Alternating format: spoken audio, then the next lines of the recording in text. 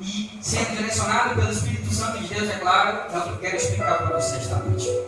Para a gente entender a crucificação de Jesus, para a gente entender o porquê Jesus morreu pelos nossos pecados, a gente tem que voltar lá atrás em Gênesis. A Bíblia diz em Gênesis, no capítulo 1, que Deus ele faz um homem do pó da terra. Ele molda Adão do barro e ele sopra o fôlego de vida sobre as narinas de Adão, ou o Espírito. E a Bíblia diz que Adão ele passou a ser alma vivente. 1 Coríntios, no capítulo 15, Paulo ele faz uma distinção entre o primeiro Adão e o segundo Adão. Porque se o primeiro Adão ele é alma vivente, ele passou a viver, o segundo Adão é diferente. Ele é espírito vivificante, ele gera vida. Vou falar de novo porque alguns irmãos não entenderam. O segundo Adão, que é Cristo, ele não apenas vive, mas ele também gera vida. Ele gera vida em você. E todo mundo conhece a história. Adiantando mais um pouquinho, em Gênesis, no capítulo 2, no versículo 16 e 17, Deus ele fala para Adão que ele poderia comer de todos os frutos, de todas as árvores do jardim, menos apenas da árvore do conhecimento do bem e do mal. É a única restrição. Porque segundo Deus, o dia em que eles comessem, certamente eles morreriam. E a Bíblia diz que Adão e Eva eles desobedecem a Deus, eles comem do fruto, e imediatamente quando eles comem, eles percebem que estão nus, como se os seus olhos fossem abertos. Porque agora o ser humano não é mais puro e perfeito como Deus o havia criado. Agora o ser humano é pecador. E o pecado agora passou a fazer parte da natureza humana, consequentemente passando para todas as pessoas. Pecado na Bíblia basicamente é a quebra da lei de Deus, a quebra dos mandamentos de Deus. Mas quando vemos a expressão o pecado na Bíblia, na maioria das vezes está se referindo à nossa natureza pecaminosa, a natureza adâmica, aquilo que herdamos de Adão. É aquilo que nos faz pecar. Você pode ser cheio de Deus, você pode ir para monte, você pode orar de madrugada, você pode orar bastante, você pode ler muito a Bíblia, mas inevitavelmente em algum momento você vai pecar. A Bíblia diz em Romanos, no capítulo 3, versículo 23, no versículo de número 12, a Bíblia diz que por conta do pecado de um só homem, a morte passou a todos os homens, e por isso todos pecaram. Então há uma máxima na Bíblia que todos nós nos tornamos pecadores a partir do pecado de Adão. E não se engane, se fosse eu ou se fosse você no lugar de Adão, faríamos a mesma coisa. E a Bíblia diz então que Adão e Eva, eles comem do fruto, os seus olhos são abertos, eles percebem que estão nus, o pecado agora faz parte deles. E a Bíblia diz que Deus, quando ele desce na viração do dia, ele vê que Adão e Eva, eles pecaram, e então Deus ele traz a consequência do pecado para Adão e Eva. Adão, ele teria que viver do sol do seu rosto, ele teria que trabalhar, a mulher ia ter que sentir dor ao dar à luz a filhos. Mas, sem dúvida alguma, a principal das consequências, a consequência mais devastadora do pecado, foi a morte espiritual. O afastamento do homem e Deus. Porque se analisarmos, Deus ele tinha dito que se Adão comesse do fruto, certamente ele morreria. Só que a Bíblia diz em Gênesis, no capítulo 5, que Adão ele viveu aproximadamente mais de 900 anos. Então, quando ele come do fruto, ele não morre, fisicamente falando. Ele é expulso do jardim, mas ele continua vivendo. Significa que Deus errou? Ele se enganou? Não. Porque Deus não estava se referindo apenas a uma morte física que aconteceria ao longo do tempo agora por conta do pecado. Mas Deus estava se referindo principalmente a uma morte espiritual que aconteceu exatamente no momento em que Adão e Eva comeram do fruto. E por conta desta morte espiritual, Paulo ele diz em Romanos no capítulo 5 que essa morte espiritual nos transformou em inimigos de Deus. Tiago no capítulo 4, no versículo 4, a Bíblia diz que a amizade com o mundo é inimizade contra Deus.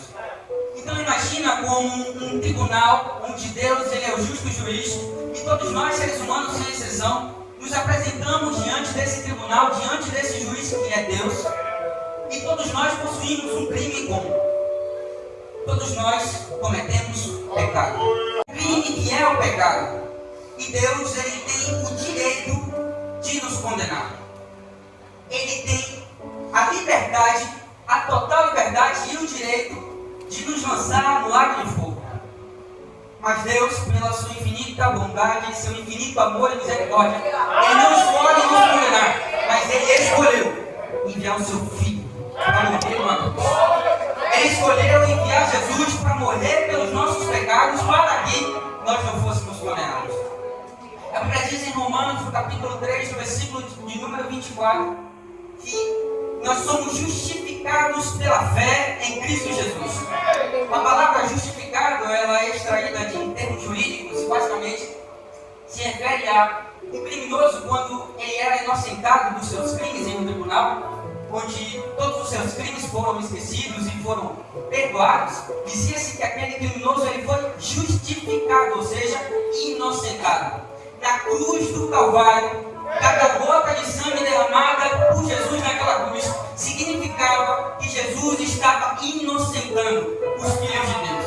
O que significa que quando aceitamos Cristo como nosso Senhor mediante a fé, ao invés de sermos condenados e lançados ao lago do fogo e o inferno, Deus não nos condena, mas Ele nos perdoa. A Bíblia diz em Miqueias, no capítulo 7, no versículo 19, que Deus lançaria os nossos pecados nas profundezas do mar. A Bíblia diz em Romanos, no capítulo 8, versículo 1, que nenhuma condenação há para aqueles que estão em Cristo Jesus.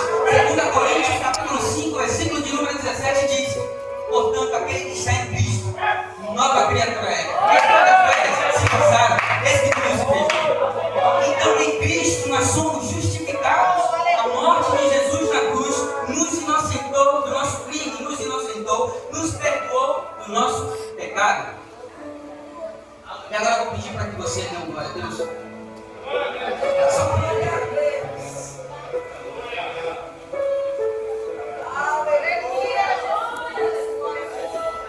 falei para você que por conta do pecado, a humanidade agora está fadada a estar morta espiritualmente. No entanto, quando Jesus ele morre na cruz do Calvário, agora ele oferece vida para todos aqueles que se encontram em estado de morte espiritual. Jesus ele disse em João no capítulo 14, no versículo 6, eu sou o caminho, a verdade e a vida. João no capítulo 10, no versículo 10, Jesus ele diz, eu vim para que tenhas vida e vida com abundância. A Bíblia diz em Efésios, no capítulo 2, versículo 1, que nós estávamos mortos em nossos pecados e delitos, mas Ele nos vivificou. Ele nos vivificou juntamente com Ele. Então, por conta do sacrifício de Jesus na cruz do Calvário, nós somos inocentados, perdoados e nós somos vivificados em Deus. Aí em Romanos, no capítulo 3, no versículo 24, a Bíblia menciona também que em Cristo há redenção. Repita comigo a palavra redenção. Diga mais uma vez, diga redenção. Essa é a última vez, agora diga no tom mais elevado, redenção. A palavra redenção, ela é extraída do comércio de escravos. A palavra redenção, no grego, ela significa basicamente a compra da liberdade de um escravo. Quando se comprava um escravo, mas não para ser escravizado novamente, mas para que esse escravo fosse livre, dizia-se que houve redenção para aquele escravo. Inúmeras consequências vieram após o pecado e uma delas é a escravidão. Porque Jesus ele diz em João 8, no versículo 34, que aquele que pratica o pecado, aquele que vive em uma prática de uma vida distante de Deus, aquele que vive baseado nas suas vontades, sem se importar com o que Deus pensa, sem se importar com a vontade de Deus, a pessoa que vive distante de Deus, ela é escrava do pecado. E o escravo não faz aquilo que quer, o escravo faz aquilo que o seu Senhor governa, aquilo que o seu Senhor manda. Significa, é por isso que as pessoas dizem, poxa, eu até queria orar, mas eu não consigo. Ela até tenta buscar a Deus, mas ela não consegue. Ela até tenta ler a Bíblia, ela até tenta vir para a igreja, mas os empecilhos ela não consegue. Por quê? Porque o pecado ele humilha, o pecado ele envergonha. Bem, mas do que isso implica? Jesus, a Bíblia diz que há redenção em Cristo Jesus. Significa que Jesus na cruz do Calvário, ele pagou um alto preço pela nossa liberdade. Não para sermos escravos novamente do medo, não mais para sermos escravos de Satanás ou escravos deste mundo, mas para sermos livres em Cristo Jesus. 1 Coríntios, no capítulo 6, versículo 20, Paulo ele diz que nós fomos comprados por um preço. 1 Coríntios também, no capítulo 7, versículo 23, Paulo ele repete, vocês foram comprados por um preço. 1 Pedro, no capítulo 1, do versículo 18 em diante, Pedro ele diz: olha, não pense em vocês que vocês foram redimidos por coisas corruptíveis como prata ou ouro, mas vocês foram redimidos pelo precioso sangue de Jesus. Pelo sangue de Jesus na cruz do Calvário, nós fomos comprados para Ele.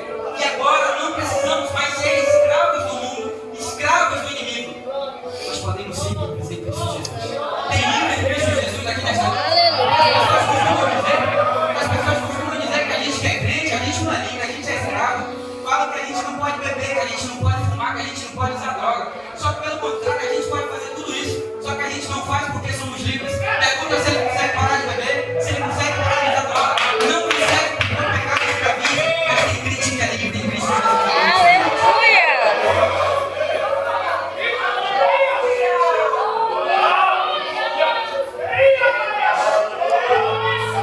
Aí em Romanos, no capítulo 3, agora no versículo 25, Paulo ele diz que Cristo ele foi entregue como propiciação. A palavra propiciação ela é extraída do Antigo Testamento, ela pode ser traduzida também como expiação. Basicamente, propiciação se refere ao ato de desviar a ira de Deus. Todos os sacrifícios que eram feitos no Antigo Testamento, eles tinham algo em comum. Todos eles se tratava da morte de um animal sem culpa, sem pecado, em prol do culpado. Vou repetir. Os sacrifícios do Antigo Testamento, eles tinham algo em comum. Era a morte de um animal puro, em prol do culpado. Na cruz do Calvário, Jesus não tinha culpa. Jesus não tinha pecado. Pelo contrário, todos nós temos pecado. Pelo contrário, todos nós somos pecadores e merecíamos a condenação, merecíamos a cruz. Só que Jesus, sem pecado, sem culpa, sem obrigação nenhuma, Ele se entregou para morrer pelo pecador, pelos pecadores. Ele se entregou para morrer por nós, para que fôssemos perdoados. A Bíblia menciona o dia da expiação, que ele acontecia anualmente, uma vez no ano. E uma vez no ano, o sumo sacerdote ele entrava no Santo dos Santos, que era um local reservado no templo. Somente o sumo sacerdote poderia entrar, e era apenas uma vez ao ano, para fazer expiação pelos seus pecados, pelos pecados da sua família e pelos pecados da nação. Todas as vezes que o sumo sacerdote iria consultar a Deus, era uma vez no ano, para fazer expiação pelos pecados da nação. E a Bíblia diz, como foi dito pelo nosso irmão Anderson, pelo nosso diácono Anderson, Mateus no capítulo 27, versículo 41, no versículo 51, diz que quando Jesus ele brada dizendo, está consumado, o véu do templo ele se rasga de cima a baixo. Porque não foi de baixo para cima, porque quem rasgou aquele véu foi Deus. Não poderia ser o homem, porque foi de cima para baixo. E o que isso significa é, dentro do Santo dos Santos, aquele local que apenas o sumo sacerdote poderia entrar, ficava a Arca da Aliança. E a Arca da Aliança simbolizava, representava a presença de Deus. Quando Jesus ele morre na cruz do Calvário, quando ele é oferecido como um sacrifício agradável a Deus pelos nossos pecados, e quando ele diz está consumado, o véu se rasga de cima a baixo, isso significa que agora não há mais aquela barreira que nos impedia. Aleluia! Estávamos mortos espiritualmente, não podíamos nos chegar até Deus. Somente o sumo sacerdote, e era apenas uma vez ao ano. Mas com a morte de Jesus na cruz, podemos nos aproximar de Deus a qualquer momento. É como você tem certeza disso. A Arca da Aliança representava a presença de Deus. E sabe onde a presença de Deus está? Ali no canto, ali no fundo, aqui no meio, aqui no corredor. Aleluia! Está dentro de nós a cada dia. E tudo isso por conta do sacrifício de Jesus na cruz.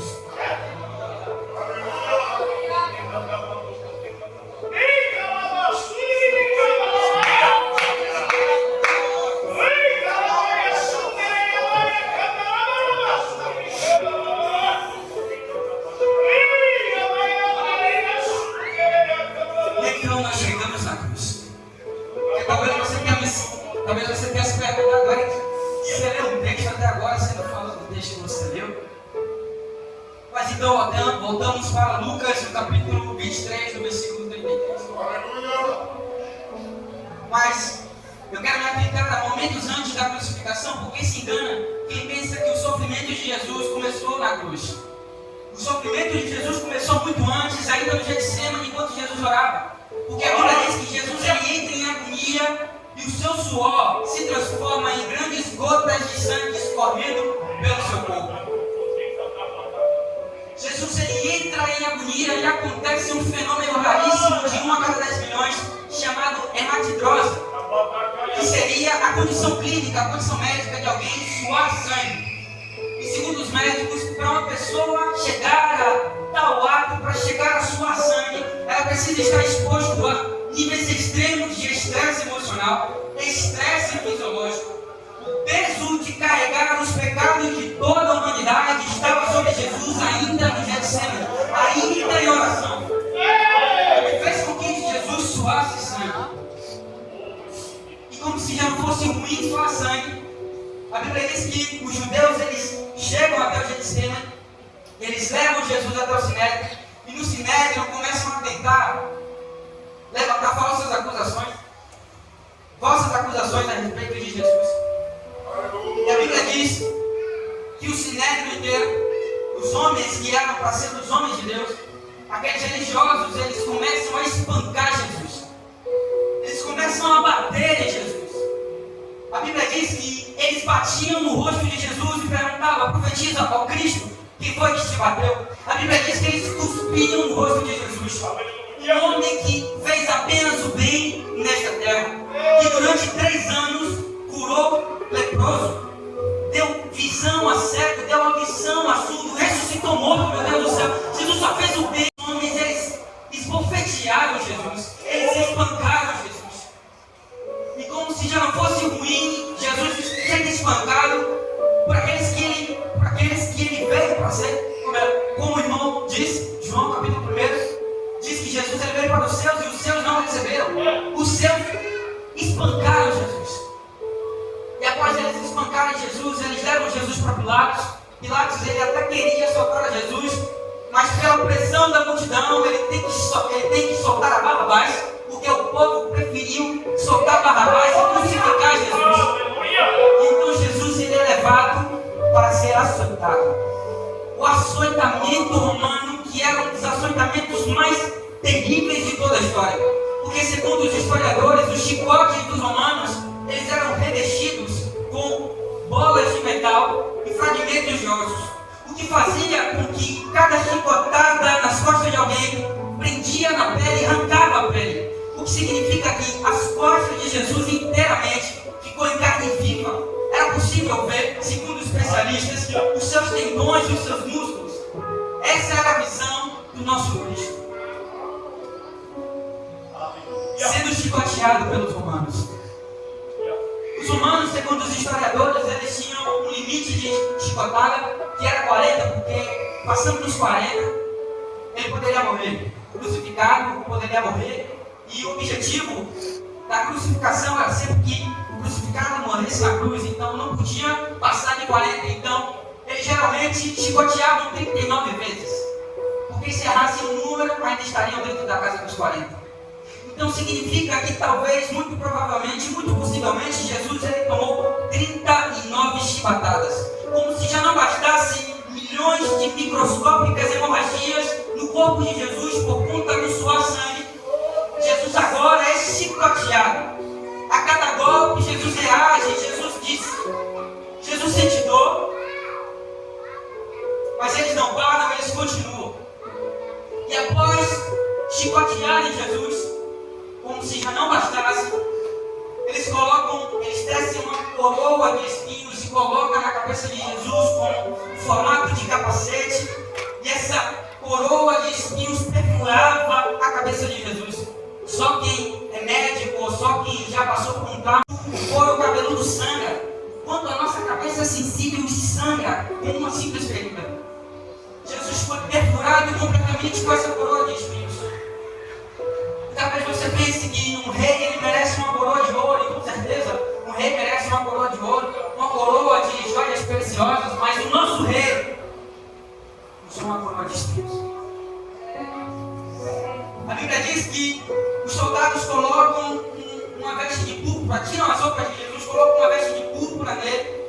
dão uma cana para ele segurar, como se fosse um cego. Eles começam a zombar de Jesus, dizendo: salve, ó Rei dos Judeus. E após isso eles pegam a cana e eles batem em Jesus novamente. O nosso rei sendo escarnecido, o Deus que se fez em carne para morrer por nós, sendo escarnecido, zombado e sofrendo. A Bíblia diz que eles tiram um manto de púrpura, colocam as roupas de Jesus novamente e o levam para ser crucificado. E agora Jesus ele tem que carregar a sua cruz durante um longo percurso que historiadores e estudiosos apontam que é aproximadamente 600 metros, meio quilômetro. Jesus carregando uma cruz pesada, lembra, ele foi chicotado, as suas costas estavam em carne viva, os seus ombros estavam em chagas. A cada momento que Jesus colocava aquela cruz sobre as costas, sobre os ombros, ele sentia dor. E a Bíblia diz que no meio do caminho eles colocam um homem chamado Simão para carregar a cruz para Jesus, porque tamanha foi a dor, e Jesus muito provavelmente não conseguiu levar sozinho. E então chegamos à cruz. E a Bíblia diz que eles começam a pregar as suas mãos, ou melhor, estudiosos e historiadores apontam, eles acreditam que não foi na mão, como a gente vê geralmente nos filmes, porque a nossa mão ela é frágil, a cartilagem não tem tanta cartilagem, não tem osso. Então, quer dizer, tem osso, mas é um osso frágil, então se pegasse nas mãos, poderia rasgar, certamente rasgaria. Então, muito possivelmente, também por achados históricos de fósseis, os historiadores acreditam que foi no pulso de Jesus. Então eles começam a prender. Após prenderem os seus pulsos, eles prendem os pés de Jesus. Segundo médicos e especialistas, os músculos peitorais de Jesus estavam completamente danificados. Jesus estava passando por asfixia. Então, a cada momento que Jesus estava na cruz, ele queria respirar, ele tinha que encontrar um ponto de apoio no seu pé que estava dilacerado e tinha que se esforçar ao máximo para se erguer, puxando os seus pulsos e raspando as suas costas na cruz. As suas costas que estavam dilaceradas, então Jesus, todo momento para respirar, ele tinha que se erguer. E o que era difícil também pela sua coroa de espinhos, que cada vez que ele levantava a cabeça, perfurava mais ainda a sua cabeça. E todas as vezes que ele queria respirar, ele tinha que fazer esse movimento. A Bíblia menciona 7 frases de Jesus na cruz.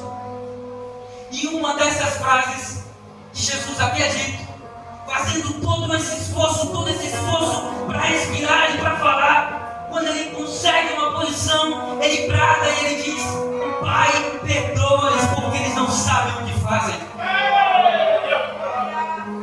Ele poderia bradar e dizer: Deus, consome todo esse povo, Deus, consome toda essa gente. Mas pelo seu infinito amor, ele olha para o céu e com mais um gesto de força, ele brada e ele diz: Pai, perdoa-lhes porque eles não sabem o que fazem. E talvez você pense que a gente é diferente, daqueles soldados, que a gente é diferente dos judeus, mas todas as vezes que a gente despreza o sacrifício de Jesus, estamos fazendo a mesma coisa, estamos o crucificando, estamos desprezando, melhor dizendo, estamos desprezando a cruz de Jesus, o sacrifício de Jesus. Quando vivemos uma vida distante de Deus, estamos cuspindo no rosto de Jesus, estamos dizendo: eu não quero o seu sacrifício, eu não quero o seu amor. E semelhante ainda no dia de hoje, ele faz a mesma coisa. Ele fala: Pai, perdoa, porque ele não sabe. Para isso, no dia de hoje, a Bíblia diz em Romanos, capítulo 8, versículo 34, que Jesus está à destra de Deus, intercedendo por nós. Interceder significa pedir por alguém, significa orar por alguém. Todas as vezes que Deus ele pensa em descarregar o cálice de sua ira sobre nós que merecemos, Jesus ele chega até o Pai, ele intercede e ele diz: Pai, as minhas mãos estão furadas por causa dela. Os meus pés estão furados por causa dela. Jesus intercede pela nossa vida. O intuito aqui sendo direcionado por Deus Era te mostrar por que Jesus morreu na cruz do Calvário. Era necessário que ele fosse sacrificado. Todo o Antigo Testamento aponta para o sacrifício de Jesus. A Bíblia diz em Hebreus, no capítulo 9, no versículo 22, que sem sangue não há remissão de pecados. Cada gota do sangue de Jesus sendo derramado desde o Getsemane, desde o Sinédrio, desde o caminho até o Calvário, cada gota de sangue derramado por Jesus era para nos perdoar os nossos pecados. Isso é amor. Eu disse muitas coisas, eu falei sobre justificação, redenção, propiciação, mas se você quiser esquecer tudo isso, apenas lembre que tudo isso foi por amor. João 3,16 descreve muito bem a prova de amor, a maior declaração de amor da história que foi na cruz. João 3,16 diz: porque Deus amou o mundo de tal maneira que entregou seu Filho unigênito para que todo aquele que nele crê não pereça, mas tenha vida eterna. Meu Deus, aleluia! Oh, aleluia!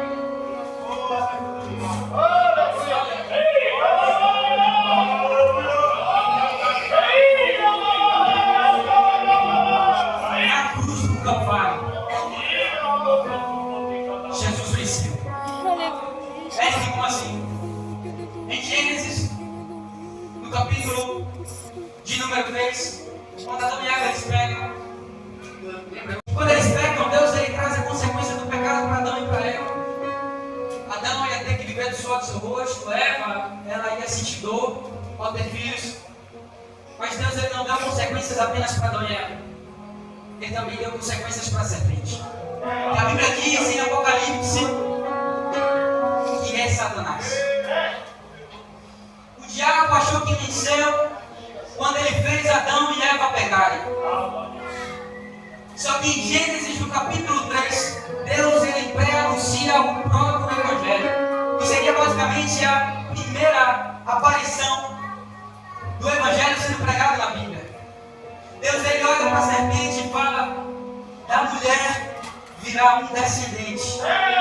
Você vai ferir o calcanhar dele, mas ele esmagará a sua cabeça. Na cruz do Calvário, Jesus foi ferido no calcanhar, mas ao mesmo tempo ele esmagou a cabeça de Satanás. A Bíblia diz em Hebreus, capítulo 2, versículo 14, que através da morte de Jesus na cruz, Jesus aniquilou, destruiu aquele que tinha poder sobre a morte, o diabo. Através da cruz de Jesus, Jesus destruiu Satanás. Significa que você pode muito bem ser liberto em Cristo Jesus. Satanás não tem poder sobre a sua vida, o pecado não tem poder sobre a sua vida, quando você reconhece Cristo como seu Senhor. Essa palavra, ela é para você que nunca conheceu desse amor. Se isso não for amor, como aquele louvor muito lindo que o Alex canta muito bem, se isso não for amor, as andorinhas não voam mais, o céu não é real, as estrelas não existem, o oceano, oh meu Deus do céu, se isso não for amor, mas se isso é amor, se não for amor, foi por você, foi por mim, foi por todos nós. Essa palavra é para você que nunca conheceu esse amor. Jesus está te chamando esse amor. Para você que nunca conheceu esse amor, ainda não tem. Talvez você pense, mas ainda falta muita coisa acontecer para Jesus voltar. E é certo, para Jesus voltar faltam algumas coisas, mas isso se trata de Jesus voltar para você hoje. E se Jesus voltar para você enquanto você não espera, porque a Bíblia diz que ele virá como um ladrão. Se Jesus voltar enquanto você estiver dormindo, o que será de você? O que será da sua alma? Para onde você vai? Essa palavra é para você. Mais uma prova de amor. Deus ele não precisava declarar mais amor nenhum para você, porque na cruz ele declarou todo o amor que ele poderia oferecer para você, mas ainda assim ele te trouxe aqui nesta vida para dizer que ainda não tem. Essa palavra também é para você que conheceu deste amor, que viveu esse amor por um tempo, que sabe o que é experimentar a presença de Deus, que sabe o que é se quebrantar na presença de Deus. andando nos caminhos do Senhor. Aleluia. Jesus está te chamando de volta, Senhor. Essa palavra também é para você que acha que é cristão, mas que com o tempo, na verdade, se tornou religioso. Você não ora, você não lê a Bíblia, você não busca a palavra de Deus. Você acha que está tudo bem. Você vem para a igreja para bater ponto. Você passa pouco tempo com Deus. E quando você passa tempo com Deus, é apenas quando você vem para a igreja. Se você não quer passar tempo com Deus aqui, você não irá passar na eternidade. Quem não passa tempo com Deus aqui, não passará na eternidade. Deus, Ele é bom. Deus, Ele não nos obriga a nada. É por isso que se você não quiser viver com Deus aqui, Ele também vai deixar você viver sem Ele na eternidade. Você que é crente, se inspirou e acha que está tudo bem, a palavra para você é arrepende e volta para Deus. Eu vim falar de amor, mas não é um amor Nutella. Não é um amor que fala que Deus, Ele te aceita e está tudo bem você ser como você é. Mas eu vim dizer que Deus, Ele aceita você sempre que você precisar mudar. Talvez isso choque alguns irmãos. Sabe como assim? Para você aceitar Jesus, você não precisa mudar. Mas se você quiser mudar, você precisa aceitar. A mudança, a transformação, ela só vem através de Jesus. Você pode vir como você está, você pode vir iniciado, você pode vir se prostituindo, mas eu te garanto que quando você vir ao meio do caminho, Jesus libertará você. Ele transformará você por completo.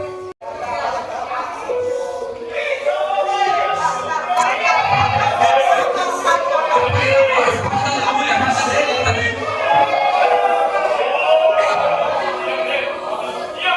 O amor de Deus, ele consiste no ato de nos arrepender.